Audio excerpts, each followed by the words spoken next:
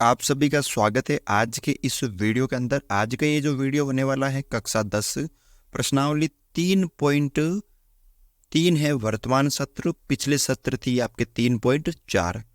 2023-24 में है 3.3। पिछले जो सत्र थी उसके अंदर ये 3.4 थी। तो इसका पहला हम क्वेश्चन करने वाले हैं 3.3 का कि निम्न समीकरणों के युग्म को विलोपन विधि तथा प्रतिस्थापना विधि से हल कीजिए। कौन सी विधि अधिक उपयुक्त है, ये आपको देख के पता करना है कि कौन सी विधि अधिक उपयुक्त है। एक तो विलोपन विधि और एक प्रतिस्थापन विधि। प्रत्येक सवाल को दोनों विधियों से करना है, विलोपन विधि से और प्रतिस्थापन विधि से। तो यहाँ पे 4 क्वेश्चन है, तो हम यहाँ पे पहला क्वेश्चन आज करेंगे। ठीक है, तो पहला क्वेश्चन क्या है, इसको हम यहाँ पे लिख लेंगे। 2 समीकरण दे रखे हैं, x प्लस वाई बराबर 5 और 2x माइनस 3y बराबर 4। ये आपको 2 समीकरण दे रखे हैं। इन दोनों समीकरण को विलोपन विधि और प्रतिस्थापन विधि से सरल करना है। तो यहाँ पे ये जो 2 समीकरण है इनको हम नाम दे देते हैं समीकरण 1 और समीकरण 2। तो यहाँ पे मैंने इनको नाम दे दिया समीकरण 1 और समीकरण 2।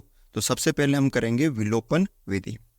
तो देखो यहाँ पर विलोपन विधि में क्या करते हैं, ये देखो इसमें चर है x और y, इसमें भी चर है x और y। तो हमें क्या करना होता है विलोपन में, जैसे ये एक हमने चर ले लिया x, तो इसमें चर का गुणांक कितना है 2। तो हमें क्या करना पड़ेगा, इसी चर का गुणांक भी 2 करना पड़ेगा। इस x का चर का गुणांक कितना है 2, तो इसको और इसको बराबर करना है। तो इस चर का गुणांक कितना 1 है, तो कितना बनाना पड़ेगा हमें 2।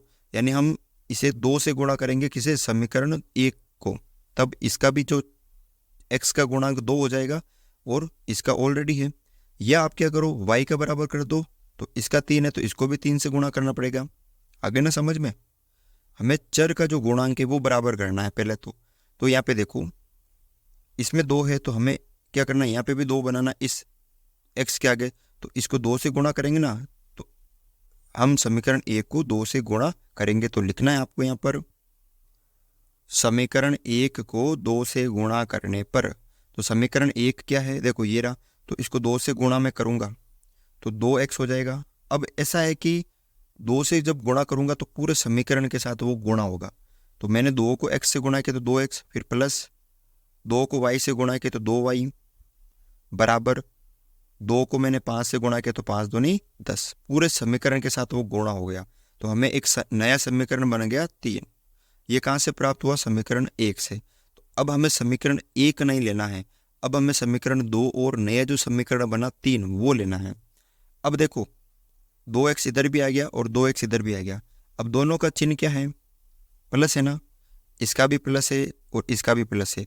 जब समान चिन्ह हो दोनों समीकरण का तो आपको घटाना है। क्या करना है, दोनों समीकरण को घटाना है यानी माइनस करना है। और जब विपरीत चिन्ह हो समीकरण के, जैसे हमने यहाँ पे x चर लिया तो यहाँ पे भी x है, दोनों का चिन्ह देखो यहाँ पे भी प्लस है यहाँ पे भी प्लस है। जब समान चिन्ह हो तो समीकरण को हम घटाएंगे, और जब दोनों का विपरीत चिन्ह हो तो हम क्या लेंगे, उनको प्लस करेंगे। समझ में आ गया। तो यहाँ पे दोनों का चिन्ह अलग अलग है या बराबर है, तो बराबर है तो हम इन दोनों समीकरण को क्या करेंगे, घटाएंगे। तो लिखना आपको समीकरण 3 में से 2 को घटाने पर या 2 को 3 से घटाने पर एक ही बात है, ठीक है ना। तो लिखना आपको यहाँ पर समीकरण 3 में से समीकरण 2 को घटाने पर, ये लिख लिया। अब 3 क्या है, 2x प्लस 2y बराबर 10। फिर 2 क्या है, ये रहा 2x माइनस 3y, आपको y नहीं देखना, आपको ये x देखना है ना, बराबर 4।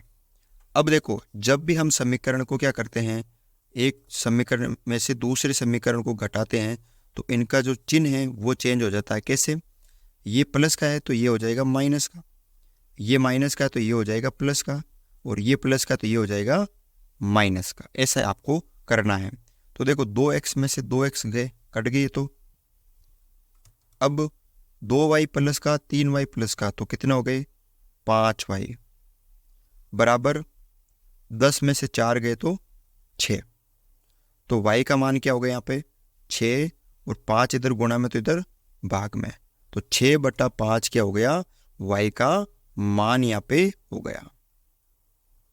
अब ये जो y का मान है ना, ये आप चाहे समीकरण 1 में रख दो चाहे समीकरण 2 में रख दो, तो आपको लिखना है y का मान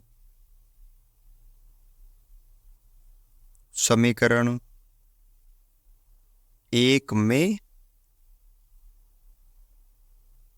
रखने पर, तो y का मान समीकरण 1, अब समीकरण 1 ये रहा आपके पास x प्लस वाई बराबर 5, तो x प्लस वाई, y की जगह रखना है 6/5 बराबर 5।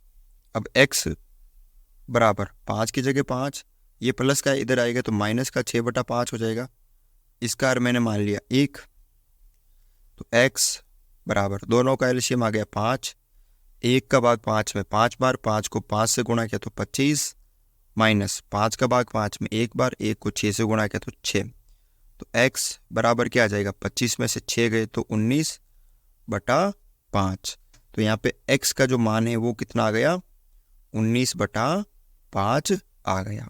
ठीक है, ये कौन सी विधि हो गई हमारी, ये हो गई हमारी विलोपन विधि।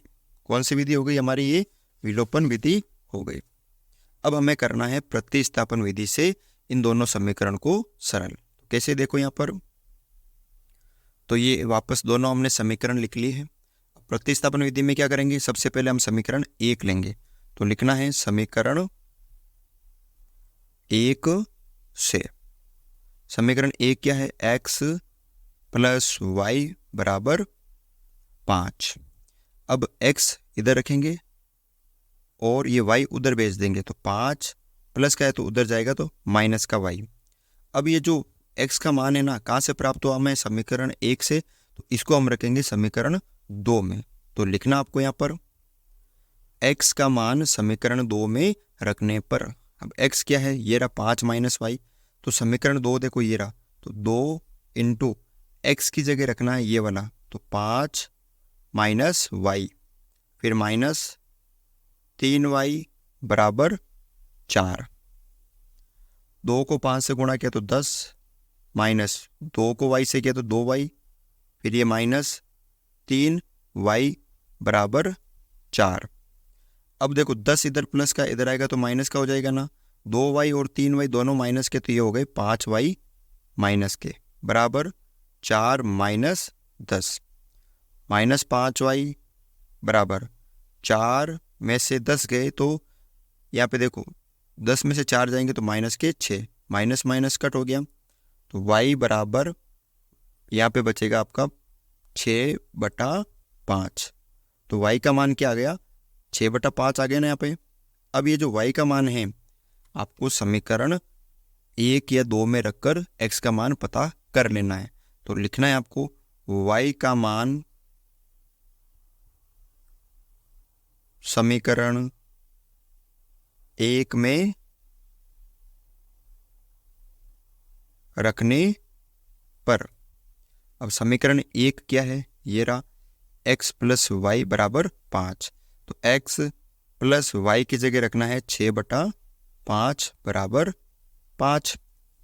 अब x बराबर 5 इधर है, ठीक है 5 है यहाँ पे, माइनस के 6/5 इधर चले जाएंगे, इसका 1 मान लिया, तो x बराबर दोनों का एलसीएम आ गया 5, 1 का भाग 5 में 5 बार, 5 को 5 से गुणा किया तो 25, माइनस 5 का भाग 5 में 1 बार, 1 को 6 से गुणा किया तो 6, तो x बराबर 25 में से 6 गए तो 19/5, तो यहाँ पे x का मान क्या आ गया 19/5 आ गया, और y का क्या आ गया 6/5। विलोपन विधि में भी ये आया था, आपके प्रतिस्थापन विधि में भी ये आया है। तो अब आपको देखकर पता करना है कि कौन सी विधि उपयुक्त है, ये आप कमेंट करके बताइए कि कौन सी विधि आपको अच्छी लगी है। ठीक है, तो बस ये था आपके इस वीडियो के अंदर। वीडियो अगर आपको अच्छा लगा है तो वीडियो को लाइक, और चैनल पर नए हो तो चैनल को सब्सक्राइब ज़रूर करें।